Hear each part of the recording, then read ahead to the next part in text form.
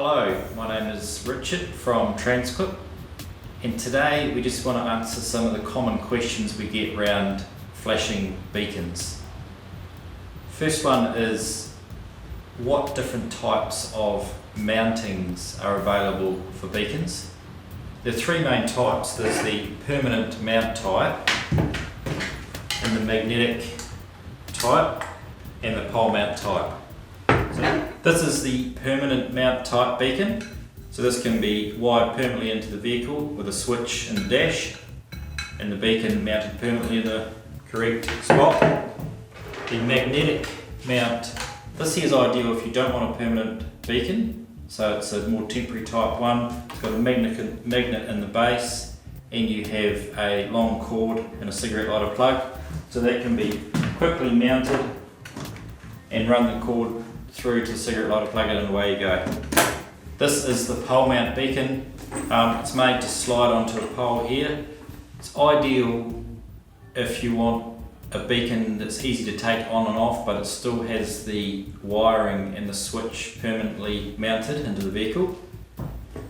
So it's ideal for the likes of a tractor that has to have a flashing light on the road. So you slip it onto the pole, drive down the road with the light flashing. When you get to the paddock, you can take it off, undo the bolt here, take it off. Another question we asked is, are the cheaper beacons, the economy range, okay to be used on the road? So we have a range of these economy beacons. Typically they're a bit smaller and often a class 2 or class 3 standard. These beacons do meet the New Zealand regulations, but we don't recommend that you use them on the road. We prefer that you use the SAE class 1 or R65 standard beacons because they are brighter, so safer on the side of the road. Another question we get asked about is which profile is best. So we have low profile and higher profile beacons. Generally the low profile considered to be a smarter look, and they aren't so likely to get hit by something, just the fact that they're a lot smaller. However, one consideration is the flashing light visible? So for example, if you are mounting a flashing light on the top of a cab of a truck, can the people that are down lower on the ground see the flashing light from a close distance? This is one benefit of a higher profile flashing light, is that it can be seen from a greater angle if you've got it mounted up high. We get asked about what different colour beacons are available, and there are green and red and amber and other colours available in the flashing light range.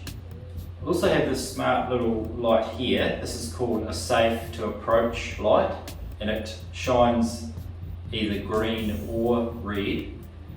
The idea is that when the vehicle is operating, it shows a red colour, so that means it's not safe to approach. And when it is safe to approach, it shines a green colour when the vehicle is not being operated. Do get asked if we can still do the bulb type beacons with halogen bulbs, and yes, there are several options of those still available, but by far they have been superseded by the popular LED type beacons. Also, as far as brackets go, there are various brackets for beacons, both permanent mount and pole mount, to help make mounting your beacon a lot quicker and easier. And as far as voltages go, most LED beacons these days are multi-volt, so they are 12 or 24 volt. So they'll fit most vehicles, but just do be aware that some vehicles like forklifts and some trucks have very high voltages. So you need to make sure that the beacon you're fitting to those vehicles can cope with those high voltages. Transclip, real people, real gear, real fast.